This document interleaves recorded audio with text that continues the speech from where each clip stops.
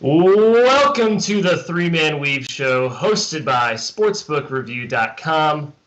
I'm Ky McKeon, your host for the day. Guys, if you're catching us on our YouTube channel, please like and subscribe to that very channel. If you're catching us live, please add your comments to the right side of the screen. We will answer your questions live on air through the middle of the show and at the end.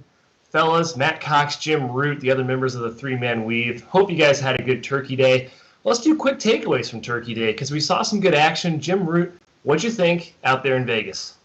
Ky, there was no other takeaway for me besides Gonzaga. I was floored. I mean, coming into the year, thought they were the best team, but just watching them against Kansas, who I believe is a top 5 team as well, it was remarkable. I mean, the offense is a machine.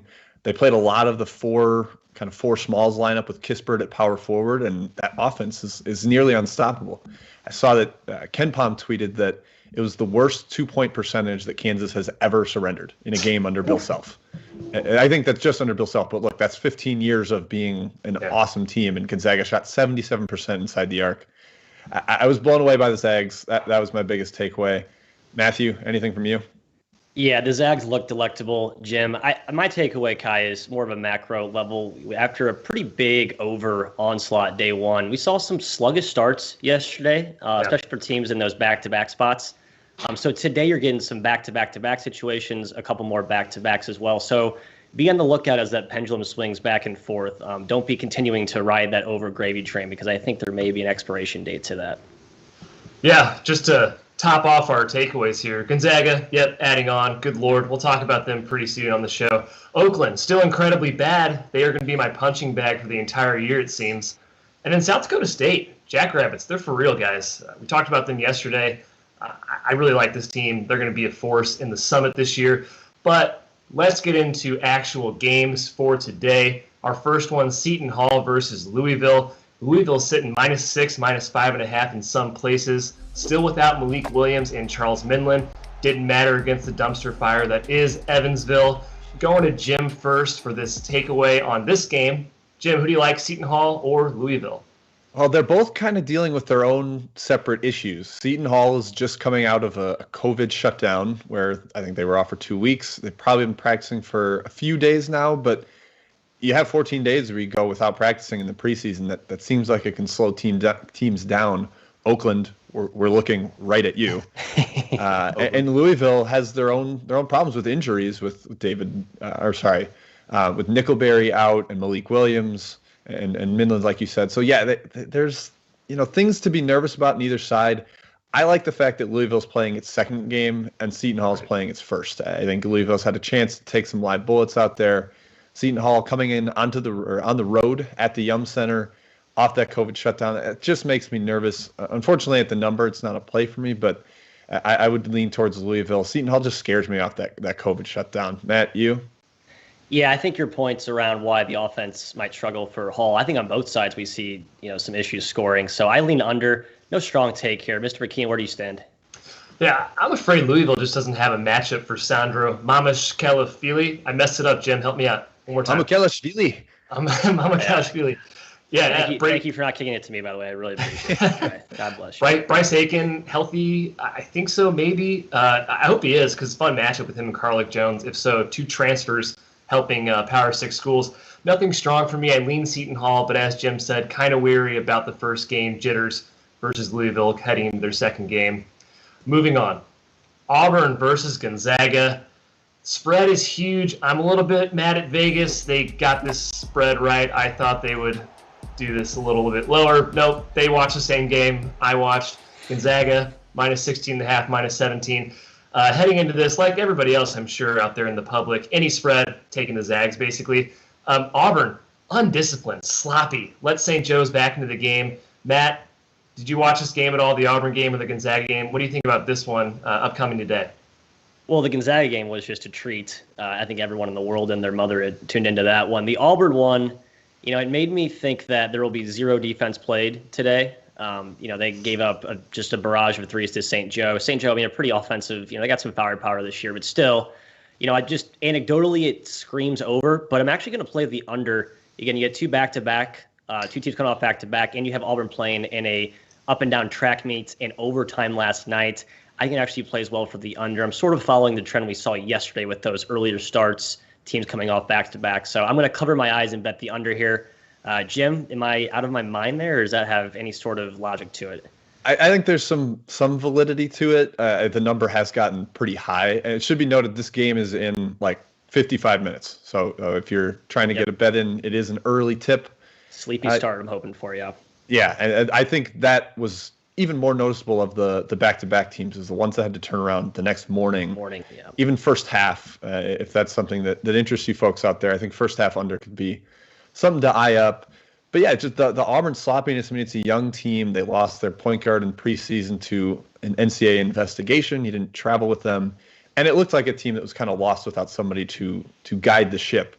Jalen Williams, I thought, was really impressive. Bouncy athlete on the wing, but just a lot of guys that haven't figured out how to play that defensive scheme, and they don't have the shot makers that they've had in the past. Bruce Pearl's offense really reliant on pull-up shooting, and it's not there.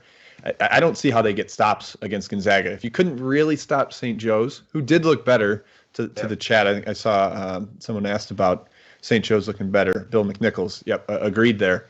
But Auburn certainly helped because their defense is sloppy.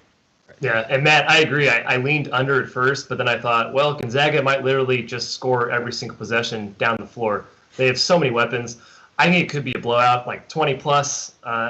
I'm taking Zags with the points here, minus 17. I'm pretty much okay with any number at this point because I just believe in this team. They are the best team in the country. It might not be close. Moving on, Western Kentucky versus West Virginia.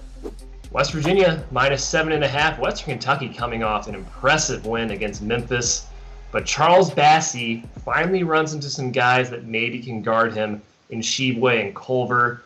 Jim, do the Hilltoppers continue their magical run, or does West Virginia take home the championship in this game?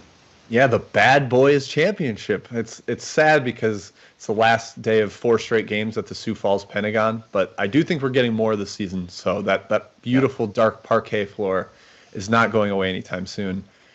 I think Western Kentucky at least competes in this game. I don't have a play based on the number, but their athleticism has really played up against teams like Memphis. It was clear out there, and despite West Virginia looking very strong yesterday, kind of running VCU out towards the end of the game, Western Kentucky's talent is comparable. I mean, Sheboy and Bassey were similarly rated recruits out of high school, and Carson Williams was the Mr. Basketball in Kentucky. I think they can compete inside, and that's really where you've got to be able to stand up against West Virginia because their offensive rebounding is just ruthless, and I think they can guard well enough. I think it stays close. I don't have a strong play here, but I think we get a really good game in the championship here. A little bit back and forth. Two teams that can throw a haymaker. Jim, Matt, how about you? Right, because I think it's close. I think it becomes a slower pace game down the stretch, and so I agree with. I like the under. The under plays very well here.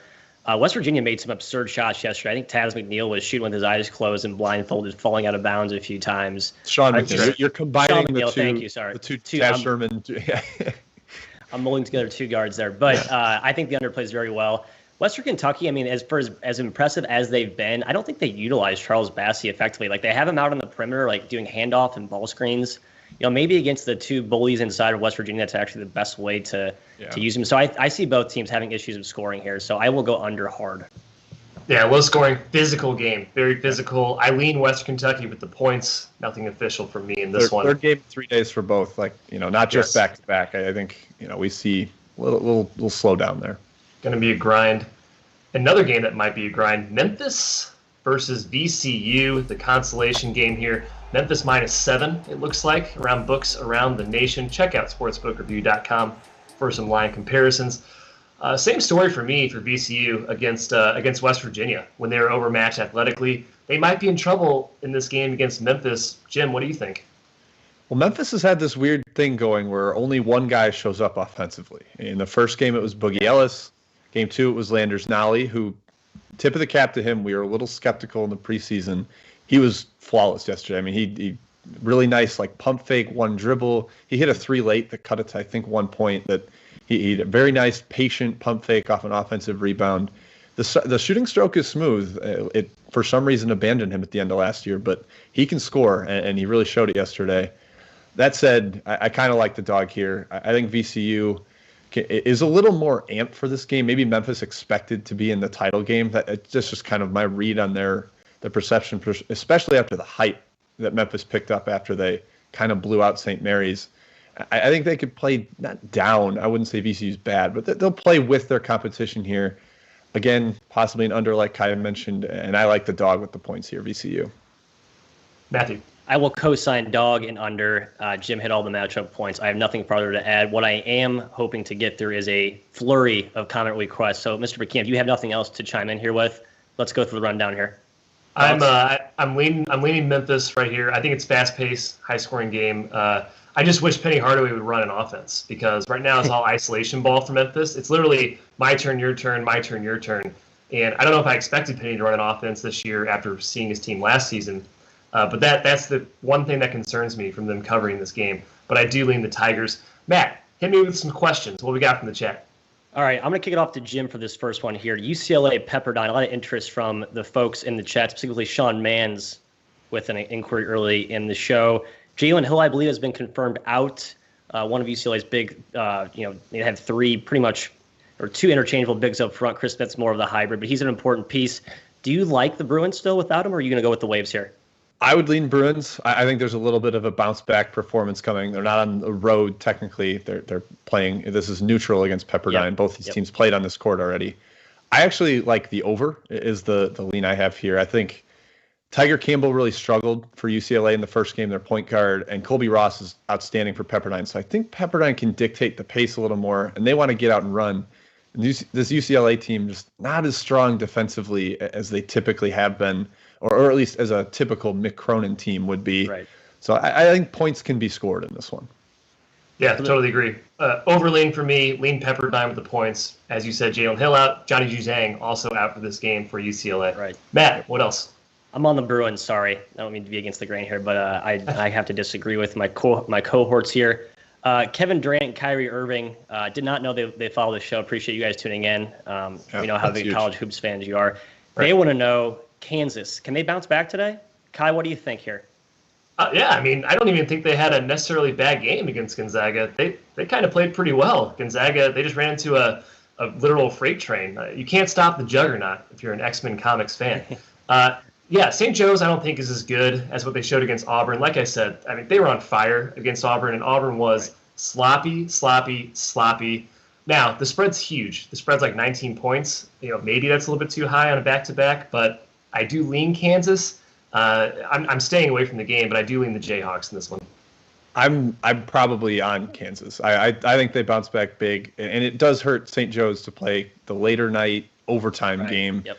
Whereas, Kansas, they had to run up and down with Gonzaga, but they're going to be a little angry. And look, they took some punches from Gonzaga early, and even early in the second half, got it right back close. And Gonzaga extended late. I think it was, a big margin in the final 4 minutes. But I was relatively impressed with Gonzaga, especially Jalen Wilson coming back from that, I think, broken ankle from last season. Very good. Yeah. Excellent. So there's some nice pieces with Gonzaga. I think it comes together, and not playing, or nice pieces for Kansas. Not playing Gonzaga will make them look a lot better for sure. Right.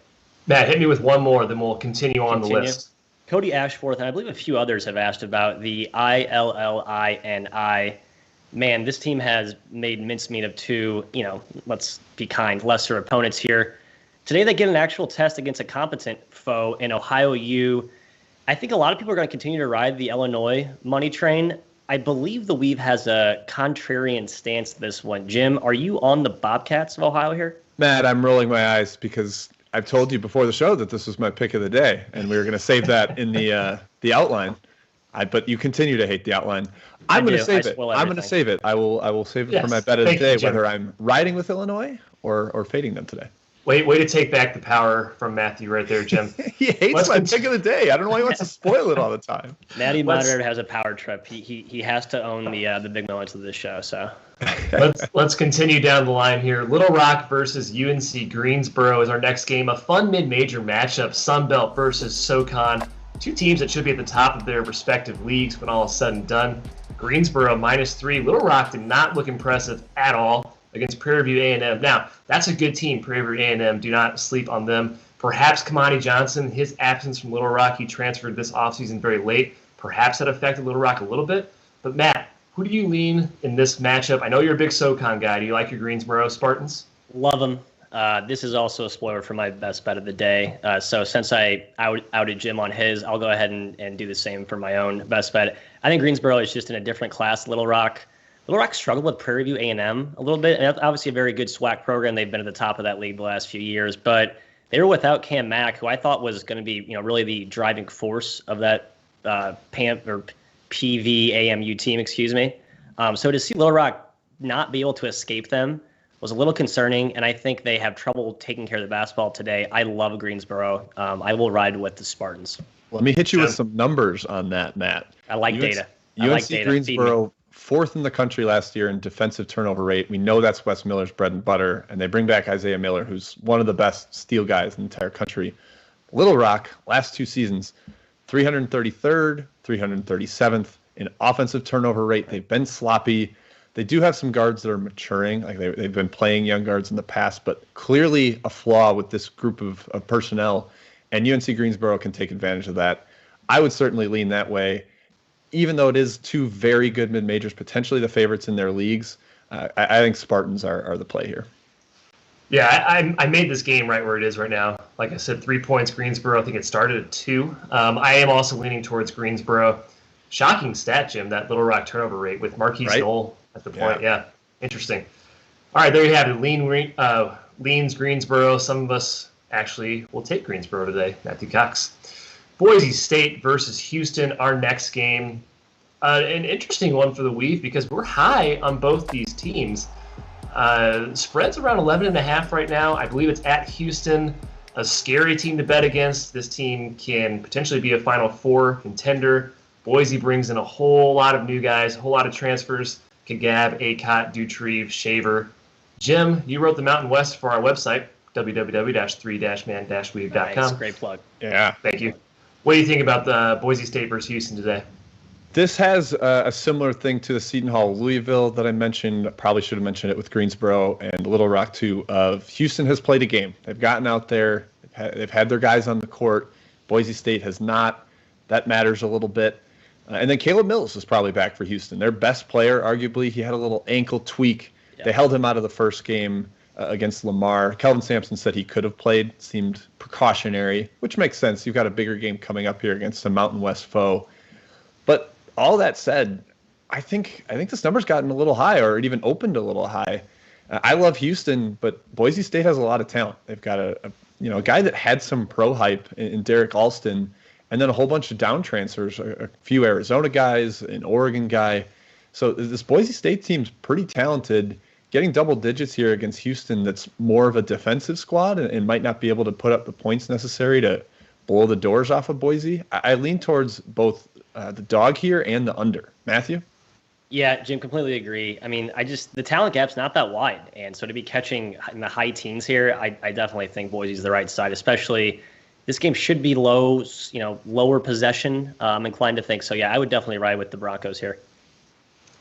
Moving on to the next game. Also, I lean the Broncos as well. Excuse me for not giving my take before moving on. Yeah, irresponsible. People want to hear from you. Irresponsible.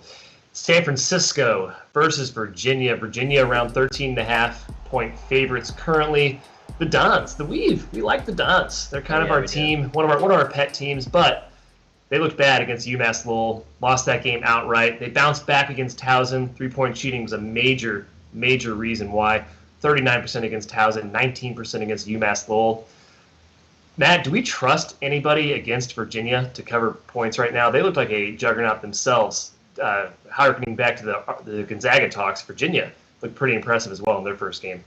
Well, if there's a coach that we do trust to game plan and scheme against an elite team, it's definitely Todd Golden and the crew there at USF. What they did last year against Gonzaga gave the Zags fit in all 3 matchups. Now only less than 24 hours to prepare for the pressure cooker that is Virginia, as we like to say. A much tougher assignment. I fear for the inside bloodbath that may be in the cards here for the Dons. There's just no, when you lose Jimbo Lall, the big 7-footer they had last year, now they have no resistance to Jay Huff and some of the size that the Hoos can throw at you. So I I worry that the Dons may get exploited inside. However, they can shoot it, and if they get hot like they did yesterday, I think they can hang around. I think both teams score, so the over is where I lean. Jim, what do you think? Matt, the market is with you. This game has been bet up 3 to 4 points. People are buying that Virginia offense quite a bit. They lit up the scoreboard in the first game, particularly Rice transfer Trey Murphy, who got eligible basically the night before / day of, and ended up leading the team in scoring, 21 points. Normally, I would like this San Francisco plus 14. I think that's a great line for them, but they are playing third game in 3 days, whereas Virginia had the day off yesterday to kind of kick their feet back, eat some turkey. Now, maybe they're fat and happy. This is another early tip. This one's at, I believe, 11:30 Eastern, so that's coming up in about an hour. Yeah. But I kind of actually lean opposite of you, Matt, on the total. I think where it's gotten to, because San Francisco knows that they can't score with, they probably can't score with this Virginia offense the way it looked in the first game, and their third game in 3 days. I think it slows down a little bit. Virginia always content to play in the half court. I would probably lean towards the under based on where it's at now. So it kind of depends on which number you're able to get out there. Right. Yeah. Price is everything. As we continue to reiterate, line shop if you can, folks. Yeah. And for me, I lean Virginia with the points here. San Francisco has to shoot well to compete. They literally, that's their only option. They're not scoring inside against the pack line. It has to come down to shooting. That's unpredictable. Could go either way. Let's get to our best picks, and then we will finish with questions from the chat. And then we'll wrap up and send you guys on your way. Get your Black Friday deals acquired in your carts. Jim, let's start with you. Best pick. We already kind of hinted at it, but who you got? Yeah, Illinois, Ohio. That's the game that my best bet is coming from. No one knows what it is quite yet, but it's time to reveal that. All right, I got another stat. Illinois is shooting 49% from 3, and I think that's a big reason people are falling for them. Of their 28 catch-and-shoot possessions this year per synergy, 78% of them, 22, have been unguarded, which, that's a ton. Last year, Illinois, it was 50%, and Ohio's defense only surrendered 45% unguarded, 45% of catch-and-shoot opportunities. So I think they're going to face a lot stiffer competition here with Ohio. Jeff Bowles had a top 100 defense at Stony Brook, and he's the Ohio coach. He's a pretty smart guy. The competition really steps up for the Illini. I like the dog. I think Ohio is definitely a solid enough team to compete with them. They've got an all-MAC caliber point guard in Jason Preston. They just got another big guy transfer eligible about a few days before the season in Dwight Wilson. They can compete here, even though they didn't blow out Chicago State or NCAA by 60 each.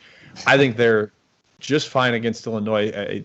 Keep it within 10 to 12, battle the whole way. It's the third game in 3 days for both of them, so I also am endorsing the under, would take that as well.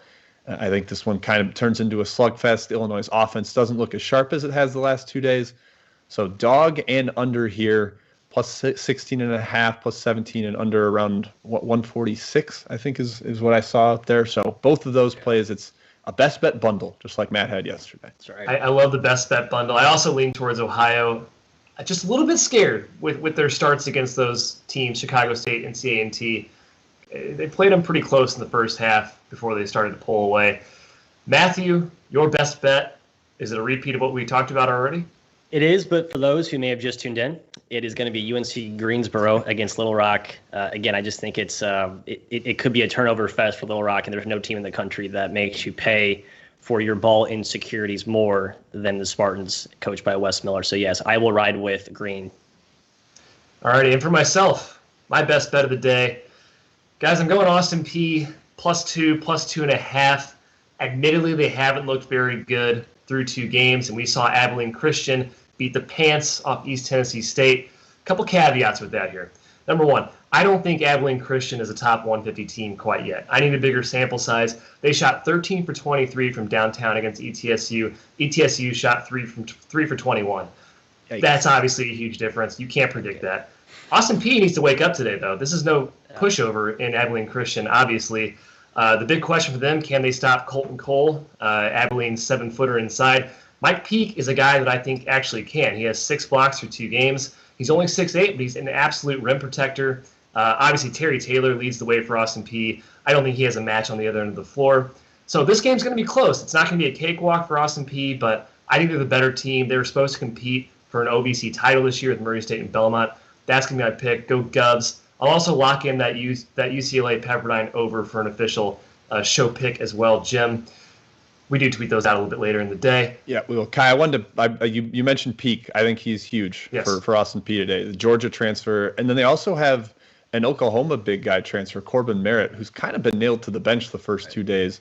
But Abilene Christian's front line is definitely the strength of the roster. So if you can get some of those bodies out there, maybe Merritt plays a little more in this one because the matchup dictates it. And I think Austin Peay can absolutely score with them.